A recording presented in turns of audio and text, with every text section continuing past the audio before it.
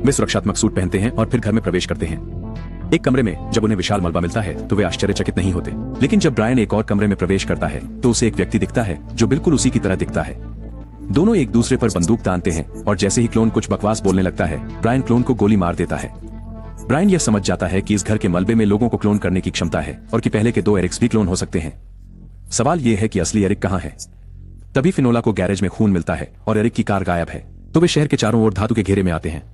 चूंकि कार धातु की बनी है, शायद एरिक और उसकी कार यही है। जल्दी ही उन्हें एरिक की कार मिल गई। ब्रायन ऊपर चढ़ता है और जैसा कि उम्मीद थी, असली एरिक कार में है। हालांकि वे एरिक को सफलतापूर्वक बचा लेते हैं, लेकिन अधिक महत्वपूर्ण बात यह है कि मलबा इकट्ठा करना। अब तक ज्ञात जानकारी के अनुसार अलग अलग मलबे के पास अलग अलग शक्तियां होती हैं। एक और कस्बे में एक उपयोगिता कर्मचारी अचानक सामने से हवा में एक वर्ग प्रकट होते हुए देखती है। वह सावधानी से आगे बढ़ती है, फिर उस चौरस पर एक पत्थर फेंकती है, लेकिन पत्थर उसमें से गुजर जाता है।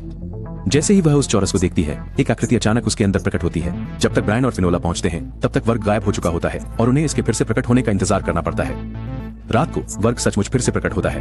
ब्रायन वर्ग के पीछे जाकर उसे देखता है और उसे पता चलता है कि वर्ग एक पतला द्विआयामी सतह है।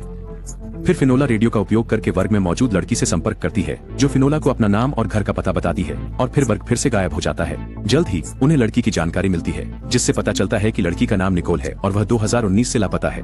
अगले दिन वे लड़की के पिता को बुलाते हैं, लेकिन लड़की के पिता को यकीन नहीं होता कि उसकी बेटी अभी भी जिंदा है। ब्रायन पिता से जाकर प्रयास करने को कहते हैं, जो वह करते हैं, और फिर वर्ग दिखाई देता है जैसा कि अपेक्षित था। फिर पिता निकोल से पूछते हैं कि वह अब कहाँ है। निकोल कहती है कि उसे नहीं पता और वह अपने पिता को घंटे से ढूंढ रही थी। फिर उसने यह वर्ग देखा। सभी चौंक जाते हैं क्योंकि निकोल को लगता है कि वह केवल कुछ घंटों से लापता है, जबकि वास्तव में वह 2 साल से लापता है। तभी वह चौकोर हिस्सा फिर से गायब हो जाता है। उन्हें उसे बाहर निकालने का कोई तरीका खोजना होगा। मलबे का अध्ययन करके उन्होंने वस्तुओं जैसे कुर्सियों को टेलीपोर्ट करने के लिए मलबे की तकनीक को समझ लिया है।